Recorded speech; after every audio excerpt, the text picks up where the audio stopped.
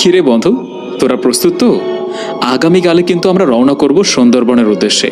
সবাই সবকিছু নিয়ে আগামীকাল আমাদের লঞ্চ ঘাটে দেখা করবি। কিন্তু নয়ন, আমরা 20 জন মিলেই যাব নাকি বাইরের আর কেউ যাবে? না রে, আর কেউ আসবে না। আমরা এখান থেকে সদরঘাট যাব, আর ওইখান থেকে যাত্রাবাড়ি হয়ে গাড়িতে করে সোজা সুন্দরবন, আর সেখান থেকে নৌকায় করে যতটুকু ভেতরে যাওয়া যায় আমরা যাওয়ার চেষ্টা করব। সেই বনের মাঝে একটি রাত কাটাবো আর নিজেদের মতো করে সময় কাটাবো। তবে সুন্দরবনের রাত কাটানোটা কি ঠিক হবে? এত হিংস্র পশু পাখি সেখানে থাকে, যদি কারো কিছু হয়ে যায়? কারো কিছু হবে না। আমরা নদীর পাড় ধরেই রাত কাটাবো আর কিছু আগুন জ্বালিয়ে রাখবো। কোনো পশু পাখিও আমাদের কাছে আসার চেষ্টা করবে না। দেখ ভাই, আমরা যাচ্ছি অ্যাডভেঞ্চারের ফিল নিতে। তোরা যদি চাস তো আসতে পারিস, আর যদি তোদের ভয় লাগে তাহলে তোদের আসার দরকার নেই আমার সাথে। আরে এভাবে কেন বলছিস? এর আগেও তো আমরা তোর সাথে অনেকবার অ্যাডভেঞ্চারে জয়েন হয়েছি, তাই না? আমরা কত উঁচু উঁচু পাহাড়ে গিয়েছি, গভীর সমুদ্রেও তো গিয়েছি। ঠিক আছে, তাহলে আর কথা বাড়াস না। তোরা ব্যাগপত্র গোছগাছ করে আগামীকাল আমাদের ঘাটে চলে আয়, ওখানেই দেখা হবে। এখন যে যার বাসায় যা। পরের দিন বিকেল 4টা বাজে আমরা 20 জন বন্ধু একসাথে আমাদের নদীর ঘাটে দেখা করি। সেখান থেকেই আমরা রওনা করি ঢাকার সদরঘাটের উদ্দেশ্যে। ঢাকা সদরঘাট আসার পরে আমরা সেখান থেকে আসি যাত্রাবাড়ি, আর সেখান থেকে গাড়িতে করে সোজা রওনা দিয়ে চলে আসি সুন্দরবনের বাস স্ট্যান্ডের উদ্দেশ্যে। অতঃপর সুন্দরবন বাস স্ট্যান্ডে নেমে আমরা সেখানকার একটি লোকাল গাইডকে ভাড়া করি। আমরা সেই গাইডকে সাধারণের থেকেও 3 গুণ বেশি টাকা দেই, যেন সে আমাদেরকে নিয়ে যায় সুন্দরবনের গভীরে, যেখানে সাধারণ মানুষের যাওয়া নিষেধ থাকে। টাকার লোভে একটি গাইড আমাদের কথা মতো সেখানে আমাদেরকে নিয়ে যাওয়ার জন্য রাজিও হয়ে যায়। আমরা সুন্দরবনের একটি হোটেলে উঠি, আর পরদিন সেই গাড়িটার সাথে আমরা রওনা করি সুন্দরবনের আরো ভেতরের দিকে, যেখানে লুকিয়ে আছে অজানা অনেক রহস্য। সুন্দরবনের নদী ধরে আমরা জঙ্গলের খুব ভেতরে চলে আসি, আর সেখানে আমাদের ক্যাম্প করব আজ রাতে। কিন্তু গাইড আমাদেরকে বলে যে এখানে কিন্তু অনেক হিংস্র পশু পাখি ঘোরাফেরা করে।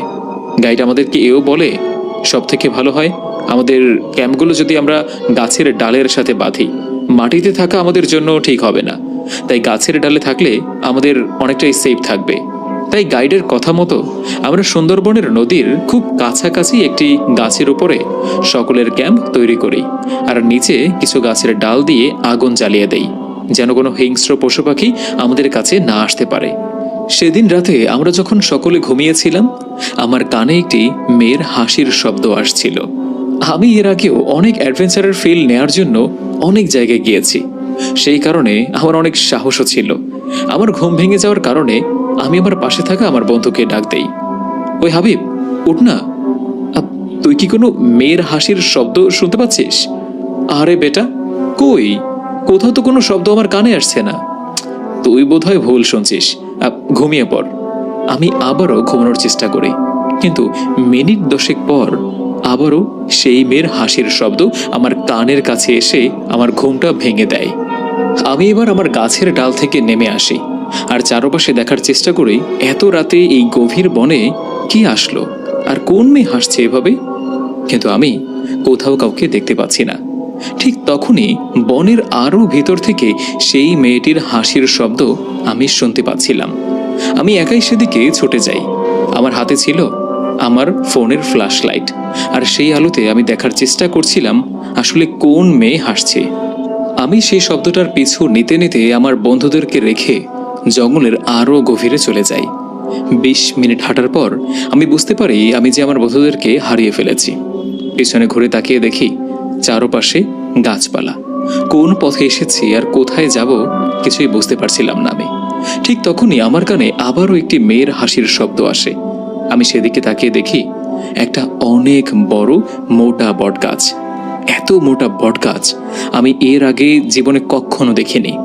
সব থেকে অবাক করার বিষয় তো এটা যে বটগাছের ভেতর দিয়ে অনেক বড় একটা সুড়ঙ্গ, আর সেই সুড়ঙ্গের ভেতর থেকেই আসছে সেই মেয়েটির হাসির শব্দ। আমি সেটা দেখার জন্য এগিয়ে যাই সেই গাছটার দিকে। আমি আমার মোবাইলের আলো দিয়ে সেই সুড়ঙ্গটার ভেতরে আলো ফেলে দেখার চেষ্টা করছিলাম আসলে সেখানে কেউ আছে কিনা। তবে সুড়ঙ্গটা মাটির এত গভীরে ছিল যে আমি আমার লাইটের আলোতে তেমন কিছু দেখতে পারছিলাম না। হঠাৎ করেই কেউ একজন আমাকে যেন বাইরে থেকে ধাক্কা দিয়ে সুড়ঙ্গের ভেতরে ফেলে দেয়, আর তখনই আমি সেই মোটা গাছের মাঝ বরাবর সেই ফাটা সুড়ঙ্গের ভেতরে পড়ে যাই। আর এদিকে আমার মনে হচ্ছিল আমি কোনো 10তলা বিল্ডিং এর ছাদ থেকে লাফ দিয়ে এত গভীরে ছিটকে পড়েছি। সুড়ঙ্গটা এতটা গভীর আমি তো ধরেই নিয়েছিলাম যখনই সুড়ঙ্গর একেবারে নিচে এসে আমি পড়ব তখন আমার মৃত্যু অবধারিত। তবে আমি যখন সেই ছোট্ট গাছের ফাটলের ছোট্ট সুড়ঙ্গটার শেষে চলে আসি তখন আমার দেখি কিছুই হয় না। তখন আমি দেখতে পাই এই জায়গাটা অনেক বড়, আর সেই গাছের নিচে বের হওয়ার আরেকটা রাস্তাও আছে। আমি সেই ফাটা অংশটা দিয়ে সেই গাছের বাইরে চলে আসি। তবে সেখান থেকে বের হওয়ার পর আমি তো অবাক হয়ে যাই। আমার চোখ যেন কপালে উঠে যাওয়ার মতো অবস্থা। আমি দেখি আমি যেন অন্য একটা দুনিয়াতে চলে এসেছি। চারপাশে এখন দিনের আলো। আমি একটি ফুল বাগানে দাঁড়িয়ে আছি, আর আমার সামনে যে গাছের নিচের অংশটা দেখা যাচ্ছে সেই বটগাছের উপরের অংশটা হচ্ছে সেই জায়গায় যেখানে আমরা ঘুরতে এসেছি। তবে আমি এখন যেখানে দাঁড়িয়ে আছি এটা যেন মাটির নিচে আরেকটি জগৎ। চারপাশে খুব সুন্দর ফুল বাগান। তখনই আমি লক্ষ্য করি একটি মেয়ে সে বাগানে ঘোরাফেরা করছে, খুব জোরে জোরে হাসছিল। আমি বুঝতে পারি এই মেয়েটার হাসির শব্দই আমি পাচ্ছিলাম সেখানে দাঁড়িয়ে। মেয়েটি খুব সুন্দর একটি সাদা পোশাক পরা, আগেকার সময় যেমনটা রাজকন্যারা পরত। আমি খুব ভয়ে ভয়ে সেই মেয়েটিকে ডাক দেই, এই যে শুনছেন? আমার ডাক শুনে সেই অপরূপ সুন্দর মেয়েটি আমার দিকে ঘুরে তাকায়। আমি আলহামদুলিল্লাহ অনেকগুলো দেশে ঘুরে বেরিয়েছি, তবে এতটা সুন্দর চেহারার মানুষ আমি এর আগে কখনো দেখিনি। মেয়েটি আমার কাছে এগিয়ে এসে আমাকে বলে,